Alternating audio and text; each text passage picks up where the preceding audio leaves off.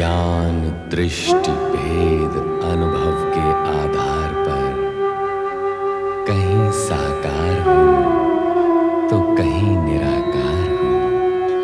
मैं ओंकार हूं।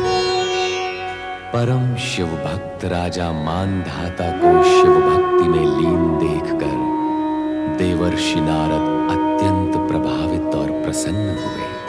जब वे हिमालय महल पहुंचे तो वहां इंद्र, शची व अन्य देवगण भी पुत्र जन्मोत्सव पर बधाई देने आए हुए थे। अनेक पर्वतों के साथ साथ वहां विंध्याचल, सुमेरु पर्वत भी उपस्थित थे। अहंकारवश सुमेरु पर्वत विंध्य पर्वत से स्वयं को श्रेष्ठ और ऊंचा मानने का दावा करने लगे। देवर्षि नारद ने विंध्य पर्वत को शिव साधना द्वारा सुमेरु से अधिक ऊंचा होने का मार्ग बता दिया। विंध्य पर्वत भी लक्ष्य पूर्ति के लिए साधना में जुट गए। पर नारद जी ने देखा कि राजा मानधाता जैसी शिव भक्ति विंध्य पर्वत में नहीं है। देवर्षि नारद कैलाश जाकर दोनों शिव भक्तों को दर्शन देने की याचना करते हैं। राजा मानधाता और विंध्याचल पर्वत आपके नाम का निरंतर जाप कर रहे हैं। उनके जाप की गूंज यहां भी सुनाई दे रही है। आश्चर्य है, आपने अब तक अपने भक्तों को दर्शन देकर उनकी कामना पूर्ण नहीं की। समय पर सभी कार्य पूर्ण होते हैं नारद। समय से पूर्व कुछ भी संभव नहीं। नारायण नारायण।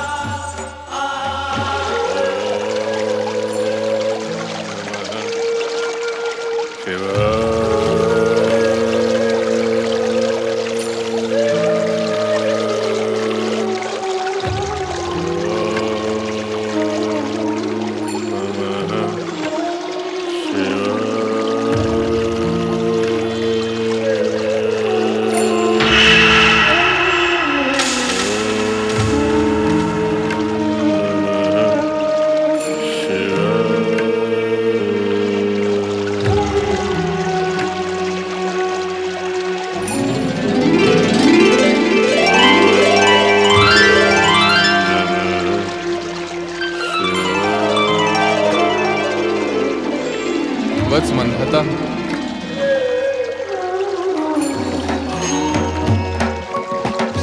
प्रभु प्रभु उठो वत्स। प्रभु, हे देवाधिदेव, आपके दर्शन पाकर मैं कृतकृत्य हुआ। प्रभु, कृतकृत्य हुआ। हम तुम्हारी इस कठोर तपस्या से प्रसन्न हुए राजा। अपनी इस तपस्या का प्रयोजन करो। केवल आपके दर्शन, केवल आपके दर्शन प्रभु। मांगो, क्या वरदान मांगते हो? मैं किसी वरदान प्राप्ति के लिए आपकी शरण में नहीं आया प्रभु। केवल आपकी कृपा, केवल आपके दर्शन के लिए, आपकी कृपा, आपके दर्शन के पश्चात यदि मैं कुछ भी मांगूंगा तो आपकी कृपा से तो वो कम ही होगा ना प्रभु। फिर भला मैं घाटे का सौदा क्यों करूं प्रभु? घाटे का सौदा क्यों करूं? तुम्हारी इस निस्वार्थ भक्ति और समर्पण भावना ने तुम्हें हमारे और समीप ला दिया है राजा। प्रभु, तुम्हारी इच्छा हो न हो, किंतु हमें तुम्हारी भक्ति का प्रतिफल देना ही होगा। प्रभु, प्रभु, आपके इन श्री शरणों में मेरा स्थान बना रहे, बस बस यही मेरा संतोष होगा प्रभु। किंतु इससे हमें संतोष नहीं होगा। श्रद्धा और अटूट नियम की सीमा में रहकर की गई तुम्हारी इस अटूट भक्ति ने तुम्हारा स्थान ऊंचा बना दिया है भक्त। इस स्थान और यहाँ के संपूर्ण वातावरण को तुम्हारी साधना और भक्ति ने शिवमय बना दिया है। इसी कारण ये द्वीप मानधाता द्वीप के नाम से प्रसिद्ध होगा। यहाँ के कण कण को तुमने अपनी भक्ति और साधना से पवित्र बना दिया। इसी कारण नर्मदा नदी के कंकड़ों को भी शंकर अर्थात शिवलिंग होने का गौरव प्राप्त होगा। इस नर्मदा नदी के तट के सभी तीर्थ भविष्य में शिव तीर्थ के नाम से जाने जाएंगे। भगवान,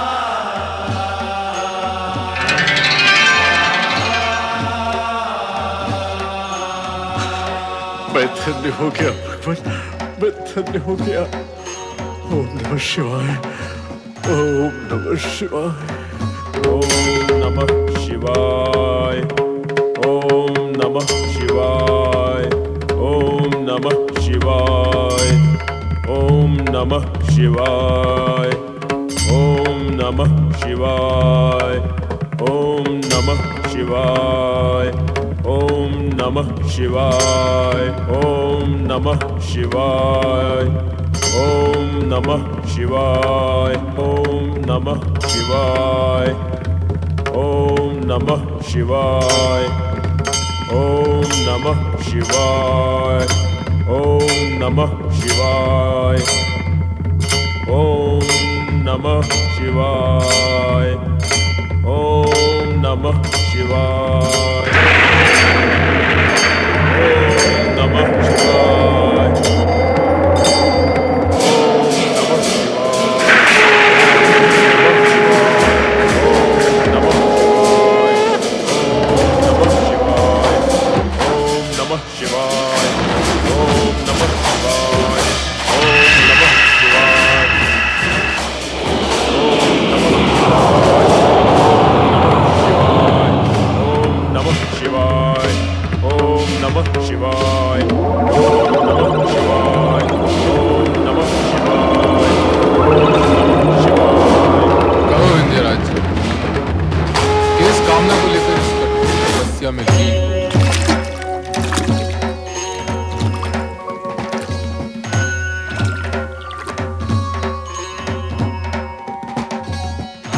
धन्यवाद मेरे जो आपके दर्शन हुए।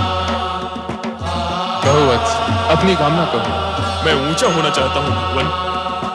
ऊंचे तो तुम हो। और ऊंचा भगवान। कितने ऊंचे? सुमेरु पर्वत से अधिक ऊंचा।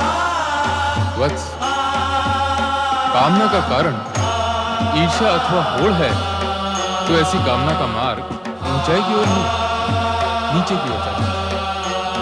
तुम सुमेरु से ऊंचा होना क्यों चाहते हो? उसका गर्व खंडित करने के लिए, उसका अहंकार मिटाने के लिए। गर्व से गर्व खंडित कैसे होगा? अहंकारी यदि स्वयं का अहंकार मिटा नहीं सकता तो किसी अन्य का अहंकार मिटाने की क्षमता उसमें कहां से होगी? हम तुम्हारी भक्ति और तपस्या से प्रसन्न अवश्य हुए थे, किंतु तुम्हारी इस ईर्ष्या भावना ने हमें आश्चर्य में डाल दिया। कामना कल्याण में होनी चाहिए वत्स। तुम कोई अन्य वरदान मांगो जिसमें तुम्हारा हित हो। मैंने तो यही कामना मन में लेकर आपकी आराधना आरंभ की थी प्रभु। मन में ऐसी कामना करने से पूर्व तुमने विचार नहीं किया कि इसका परिणाम न तुम्हारे हित में होगा न ही लोकहित में। और जो कामना लोकहित में नहीं होती वो पाप और दुष्कर्म के मार्ग से होती हुई पीड़ा और दुर्भाग्य तक जा पहुंचती है। किसी का अहित करना मेरा उद्देश्य नहीं है भगवान। स्वयं को दूसरे से श्रेष्ठ मानना अथवा मनवाने की इच्छा करना अथवा ऊंचे होने की कामना के गर्व से ही अहित की उत्पत्ति होती है विंध्यराज। मैं अहित की भावना से स्वयं को दूर रखूंगा। ये तुम्हारे लिए संभव नहीं, किसी के लिए भी संभव नहीं। शिशु देव का हो अथवा दानव का, उसे उसकी माता से दूर नहीं रखा जा सकता। अहंकार की भावना भी ऐसी ही माता है जिसे अहित रूपी पुत्र से दूर रखना किसी के लिए भी संभव नहीं। मैं अहंकार का त्याग करूंगा देवेश्वर। किंतु उससे पूर्व तुम्हें सुमेरु से ऊंचे होने की कामना का त्याग करना होगा। फिर शेष ही क्या रह जाएगा प्रभु? तुम्हारा ये हट सद्विचार और सद्भावना को मार्ग नहीं दे रहा है। यदि तुम्हें वरदान प्राप्त हो गया और तुम सुमेरु से ऊंचे हो गए तो जानते हो उसका परिणाम क्या होगा? आर्यव्रत के उत्तर और दक्षिण के मध्य सेतु होने के कारण वर्तमान में आवागमन संभव है, किंतु तुम्हारे ऊंचे हो जाने से उत्तर दक्षिण का संपूर्ण भंग हो जाएगा, संतुलन नहीं रहेगा, परस्पर संबंध नहीं रहेंगे, उत्तर दक्षिण में विभिन्नताएं उत्पन्न हो जाएंगी। ऐसा न हो, इस कारण तुम अन्य कोई वरदान मांग लो वत्स। मैं ऐसा नहीं होने दूंगा। आप कृपया मुझे सुमेरु से ऊंचा होने का वरदान दे भगवान।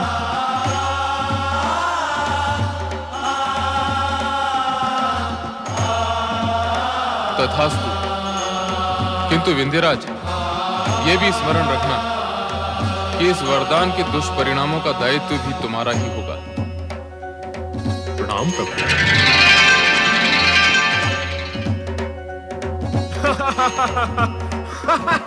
मुझे सबसे ऊंचा होने का वरदान मिल गया, सबसे ऊंचा होने का वरदान मिल गया।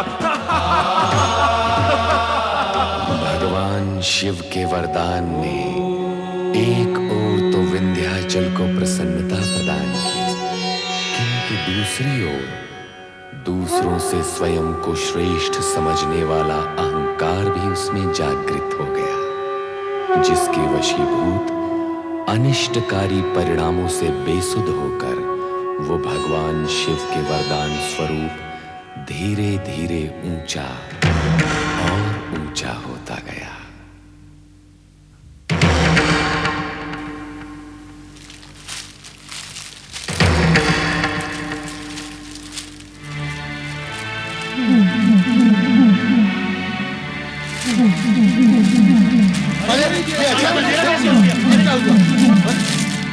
ये अंधेरा कैसा?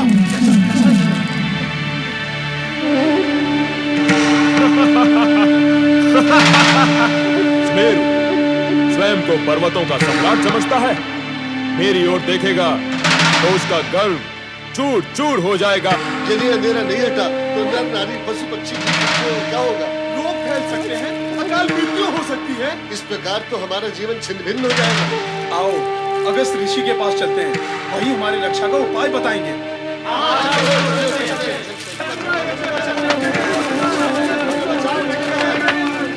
मुनिवर, अंधकार का तांडव धरती पर छा गया है, हम सबको बचा लो मुनिवर।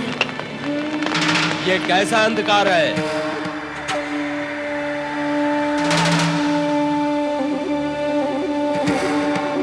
मुनि अगस्त्य, यहाँ आओ, शीघ्र आओ अगस्त्य मुनि। कौन कौन पुकार रहा है? कहाँ आना है मुझे? मैं कैलाशपति शंकर तुम्हें कैलाश पर बुला रहा हूं। आओ अगस्त्य मुनि। हे देवाधिदेव भगवान शिव, आपकी आज्ञा का पालन होगा भगवान। मैं शीघ्र ही आपके चरणों में उपस्थित हो रहा हूं प्रभु। आप सब धीरज धरें। भगवान शंकर इस अंधकार को अवश्य ही प्रकाश में परिवर्तित करेंगे। हर हर महादेव, हर हर महादेव, हर हर महादेव। मेरे लिए क्या आज्ञा है भगवान? मुनि अगस्त्य, कैलाश आने हेतु अंधकार से आना पड़ा। हाँ भगवान, प्रथम तो मुझे ऐसा लगा कि किसी मायावी दानव की आकृति का अथवा छाया का अंधकार है, किंतु मार्ग में प्रतीत हुआ कि विंध्याचल पर्वत के आकार में परिवर्तन और संवर्धन हुआ है। हाँ, वो किसी दानव की छाया का अंधकार नहीं, विंध्याचल के गर्व और अहंकार का अंधकार है। भगवान, मुझे स्मरण है एक अवसर पर आपने कहा था कि किसी भी योनि का प्राणी हो, अज्ञान से जुड़ते ही दानव हो जाता है। वही गति हुई है विंध्याचल। गर्व और अज्ञान ने उसे दानव बना दिया। किंतु सदा सभी का कल्याण करने वाले सदाशिव, आपकी कृपा हुई तो विंध्याचल सुधर भी सकता है भगवान। जगत का कल्याण सोचकर ही तुम्हें बुलाया है। विंध्याचल को सही मार्ग पर लाने का कार्य तुम्हें करना होगा। मुझे क्या करना होगा प्रभु? विंध्याचल की भक्ति से प्रसन्न होकर हमें उसका हट मानना पड़ा और हमने उसे सुमेरु पर्वत से अधिक ऊंचा होने का वरदान दे दिया। उसके दीर्घाकार से ही अंधकार बढ़ा है। ऐसे में उत्तर दक्षिण के संबंध व संपर्क समाप्त होने से अनर्थ हो सकता है। इस अनर्थ को होने से तुम्हें रोकना है। वो कैसे देवेश्वर? अहंकारी होते हुए भी विंध्याचल गुरु, ज्ञानी और ऋषि मुनियों के प्रति सम्मान की भावना रखता है, और ऐसा प्रतीत होता है कि आपके प्रति तो उसके मन में विशेष आदर भाव है। ये सत्य है देवेश्वर। मेरे प्रति वो अधिक ही विनयशील है। तो अब जगत कल्याण हेतु उसकी विनयशीलता का लाभ उठाइए। आप इच्छा शक्ति के बल पर दक्षिण से उत्तर में आए हैं, किंतु अब पदयात्रा करते हुए विंध्याचल को पार कर पुनः दक्षिण में जाएंगे। उस दीर्घकाल विंध्याचल को पार करना होगा? केवल विंध्याचल को, दीर्घाकार विंध्याचल को नहीं। जब आप उस पर्वत की तलहटी में जाएंगे तो वो प्रणाम करने हेतु सिर नवाएगा। उस समय उससे कहें कि वो आपके लौटने की प्रतीक्षा करें और इसी तरह सिर नवाए रहे, जिससे आपको आवागमन में सुविधा हो।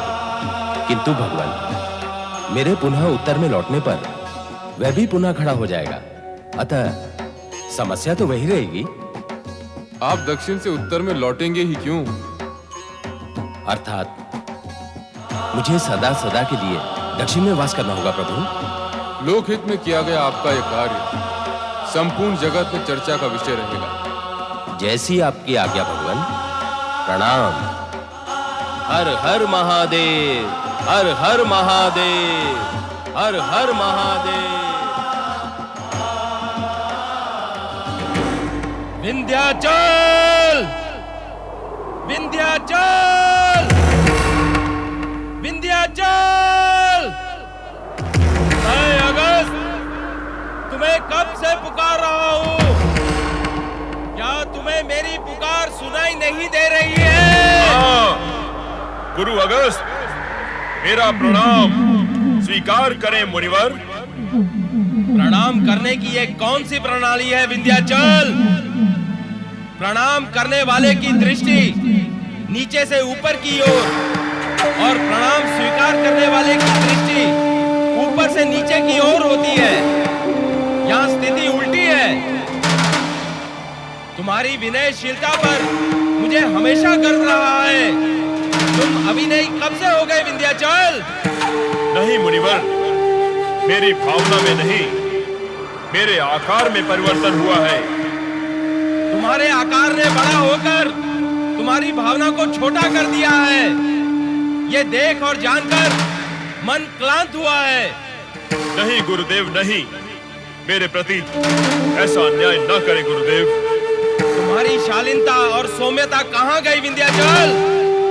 तनिक ठहरिएगा मुनिवर। मुझे अपने दीर्घाकार से आपका आशीर्वाद अधिक प्रिय है।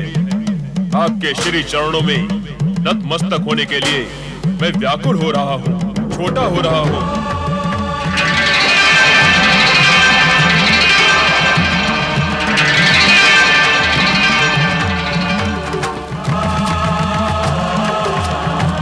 मुनिवर को विंध्याचल का प्रणाम। सुमत और सद्बुद्धि सदैव तुम्हारे साथ रहे। मेरे लौट के आने तक तुम इसी तरह झुके रहना विंध्याचल। ऐसी कठोर आज्ञा क्यों मुनिवर?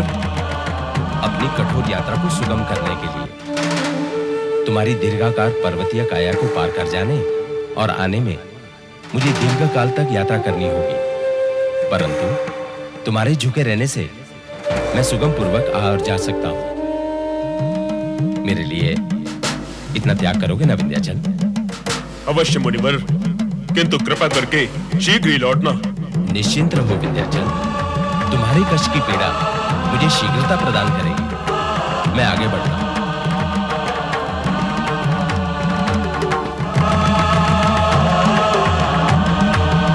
छल मेरा स्वभाव नहीं है विंध्याचल, परंतु देवाधिदेव के आदेश से लोक धर्म के नाते मुझे ये व्यवहार करना पड़ा।